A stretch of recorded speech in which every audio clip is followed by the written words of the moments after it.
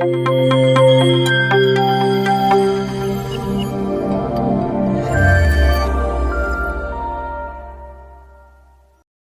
दोस्तों, मेरे YouTube channel खिड़की पर आपका स्वागत है। आज हम बात करेंगे जयशंकर प्रसाद की कविता हिमाद्री तुंग श्रृंग पर। लेकिन इसके पहले मेरा आपसे निवेदन है, यदि आपने मेरा YouTube चैनल खिड़की सब्सक्राइब नहीं किया है तो सब्सक्राइब करें और पसंद आता है तो लाइक और शेयर भी करें। जयशंकर प्रसाद छायावाद के प्रमुख कवि हैं। छायावाद के 4 दृढ़ जो स्तंभ हैं उनमें से एक है। जयशंकर प्रसाद की प्रसिद्ध रचना कामायनी है, महाकाव्य है, आंसू है, लहर है। लेकिन यह कविता हिमाद्री तुंग श्रृंग से उनके नाटक चंद्रगुप्त से ली गई है।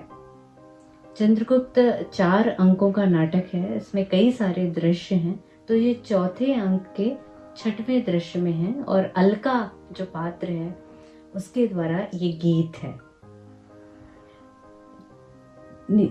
प्रसाद जो है वो ये जो नाटक प्रकाशित हुआ है ये 1936 में प्रकाशित हुआ है और उस समय जो है हमारा देश गुलाम था।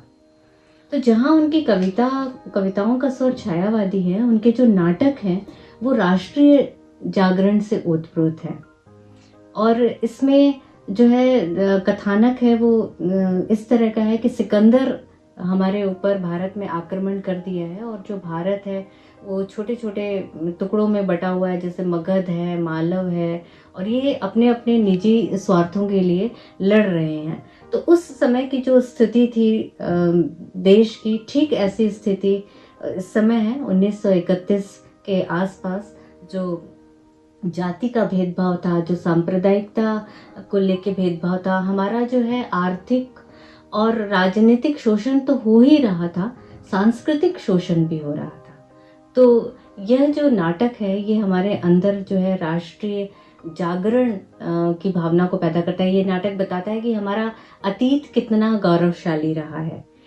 जयशंकर प्रसाद का एक नाटक है विशाख, जिसकी भूमिका में वो लिखते हैं, हम अतीत का अनुशीलन है। तो अतीत को हम याद करते हैं या पढ़ते हैं, उसकी ओर जाते हैं, तो कहीं ना कहीं वो हमारे वर्तमान को जो है संगठित करने में हमारी मदद करता है। चंद्रगुप्त में कई पात्र हैं, जैसे कुछ पात्र तो ऐसे हैं, चंद्रगुप्त और चाणक्य, अलका, जो अपने राष्ट्रीय हित के लिए लड़ रहे हैं, सब कुछ अपना निछावर कर दे रहे हैं। और कुछ पात्र ऐसे हैं जो अपने निजी स्वार्थों के लिए लड़ रहे हैं, जैसे अम्बिक जो है वो गांधार का राजकुमार है, लेकिन उसने जो सिकंदर से दुरसंधि कर ली है वो उससे मिल गया है। और वहीं उसकी बहन जो है अलका, वो लड़ रही है, संघर्ष कर रही है। जो तक्षशिला के युवक हैं उनको वो प्रेरित कर रही है कि वो स्वतंत्रता के लिए जो है आगे आए और डरे नहीं। इस तरह का ये जो है बड़ा ही प्रेरक गीत है। तो पहले कविता को देखते हैं। कविता। हिमाद्री तुंग श्रृंग से प्रबुद्ध शुद्ध भारती, स्वयं प्रभा समज्वला स्वतंत्रता पुकारती। अमर्त्य वीर पुत्र हो, दृढ़ प्रतिज्ञ सोच लो, प्रशस्त पुण्य पंथ है, बढ़े चलो बढ़े चलो।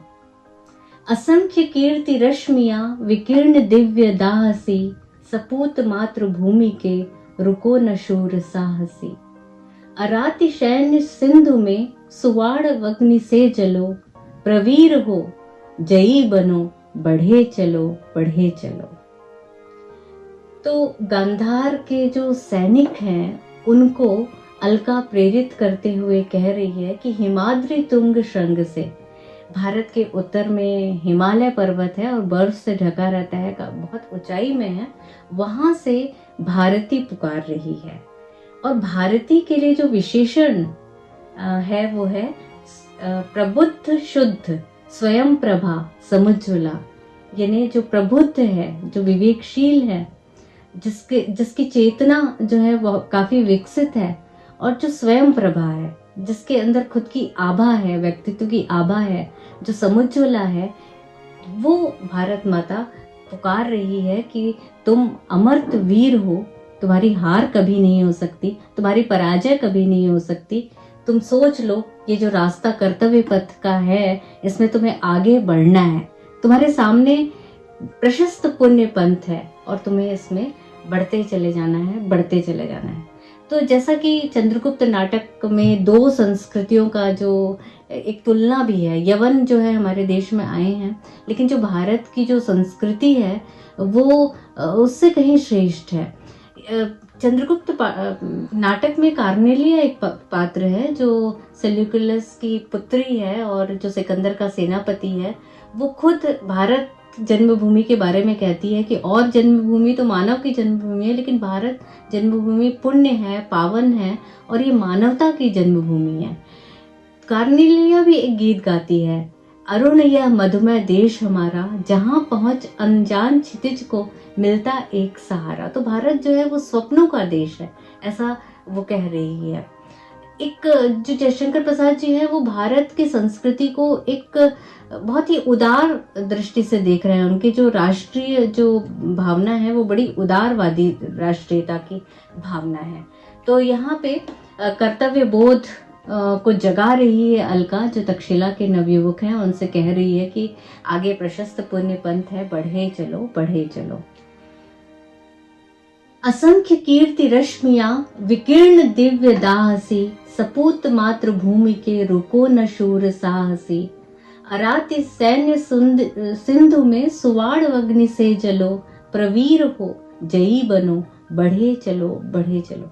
प्रसाद जो है वो नाटक लिख रहे हैं, लेकिन वो तीन कहना चाहिए काल को अपने नाटकों में लेके आए हैं, जैसे गुप्त वंश है, मौर्य वंश है, और यहाँ तक कि वो जन्मेजय का नाम नाग यज्ञ में महाभारत से पौराणिक कथा लेकर के आ रहे हैं। तो जो हमारा जितना भी अतीत है वो ये कह रहा है कि हम, हमारे जो वीर हैं, हमारे जो पुरखे हैं, वो हमेशा से जो है वीरता के से शूरवीर हैं और आगे बढ़ते गए हैं। उन्होंने शत्रुओं का सामना किया है, हमारे ऊपर कई आक्रमण हुए हैं, लेकिन हम सबसे मतलब जीत गए हैं। तो ये इन वीरों की जो है असंख्य कीर्ति रश्मियां हैं और विकीर्ण दिव्य दासी, जैसे आग जो है दबी होती है, उसी तरह से कि दबी हुई आग जो है तुम्हारे अंदर भी है।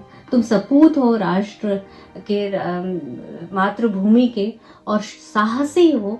तो ये शब्द जो है वो किसी भी के भी अंदर जो है एक वीर रस का संचार करते हैं, वीरता का संचार करते हैं। और कह रही है जो दुश्मन है वो अराति सैन्य सिंधु में, दुश्मन जो है वो बहुत ज्यादा है, और सिंधु नदी गांधार के इधर पाकिस्तान का जो अब हिस्सा हो गया है वहाँ पे सिंधु नदी, तो उसके समान यदि है तो तुम जो हो वो सुवाड़ अग्नि की तरह हो, यानी जो समुद्र की आग रहती है जो अपने अंदर के जितने जीव जंतु है सबको निगल जाती है। तो अगर शत्रु सिंधु नदी के समान आप बढ़ते हुए आ रहे हैं तो तुम भी कोई कम नहीं हो। तो सामना करो और आगे बढ़ते चलो, आगे बढ़ते चलो। तो इस प्रकार से हमें विचलित नहीं होना है, और ऐसा स्वभाव जो है भारतीयों का नहीं रहा है। तो जो सेनानी है या जो भी सैनिक है उनके अंदर ये कविता जो है वो निराशा, हताशा से उनको मुक्त करती है और कर्तव्य पथ पर बढ़ने के लिए प्रेरित करती है। अब हम बात करेंगे आज के समय की, और स्वतंत्रता इस शब्द पे थोड़ा ठहरेंगे।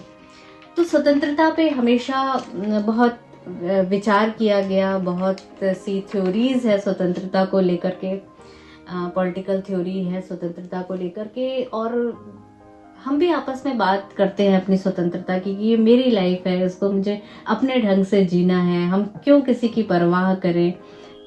इस तरह से सबको जो है व्यक्तिगत स्वतंत्रता चाहिए, और व्यक्तिगत स्वतंत्रता जरूरी भी है व्यक्तित्व के विकास के लिए। लेकिन यहाँ पे अगर हम दृष्टिकोण की बात करें तो तीन तरह से स्वतंत्रता के दृष्टिकोण को बांटा जा सकता है। एक जो है उसको स्वतंत्रता को लेकर के जो क्लासिक व्यूज़ है वो यही कहता है कि आप जो है स्वतंत्र हैं और मैं जो हूँ मैं अपने अनुसार जीवन जीऊँगा, मुझे किसी की परवाह नहीं है। लेकिन जो दूसरा दृष्टिकोण है वो आदर्शवादी दृष्टिकोण है। ये कहता है कि आप नहीं जानते तो आपका हित संवर्धन हो इसके लिए जो है राज्य की ज़रूरत है। और इस तरह से दोनों के संतुलन की बात करता है जो आदर्शवादी दृष्टिकोण है। और जो तीसरा दृष्टिकोण है वो मार्क्सवादी दृष्टिकोण है। वो कहता है जब तक कि समाज में शोषक और शोषित है तब तक ये संघर्ष चलता रहेगा। और इस तरह से जो है एक जॉन स्टुअर्ट मिल की एक बहुत प्रसिद्ध किताब है ऑन लिबरलाइजेशन में, उसका एक प्रसंग मुझे याद आता है कि वो कहते हैं कि मान लीजिए एक पुल है और हमको उसको पार करना है, लेकिन उस पुल पर आगे जा करके संकट है और अगर आप पुल टूटा हुआ है और अगर उस पुल को क्रॉस करना चाह रहे हैं और करते जाएंगे तो आपकी मृत्यु हो जाएगी। तो जो उस तरफ है राज्य है जो वो देख रहा है तो वो आपको किसी न किसी तरह आपको बचाना चाहेगा। तो ये तो द्वंद्व है, ये होता रहता है राज्य और व्यक्ति की स्वतंत्रता को लेकर के। और आज भी का जो समय है वो बड़ा ही चुनौतीपूर्ण है और मुझे लगता है कि एक बार हम अब व्यक्तिगत स्वतंत्रता तो प्राप्त कर लेते हैं लेकिन उसके बाद भी हम किंग कर्तव्य मूड नहीं हो जाते। हमें आगे बढ़ना है, हमें समाज के लिए सोचना है। तो जब तक कि आप पब्लिक डोमेन में आकर के जो पॉलिटिकल अब्यूज हो रहे हैं उसके बारे में नहीं बोलेंगे तब तक शायद वास्तविक स्वतंत्रता को हम प्राप्त नहीं कर सकते। तो आज के समय में भी हर दिन जो है अगर हम इस कविता को याद करते हैं, दोहराते हैं, तो हमारे अंदर जो है ऐसा ही एक संचार करती है, उत्साह का संचार करती है। और जो है इसीलिए कहते हैं कि साहित्य जो है कभी पुराना नहीं होता और आगे आने वाले समय में भी हमेशा जो है ये कविता एक मोटिवेशनल कविता के रूप में रहेगी। धन्यवाद।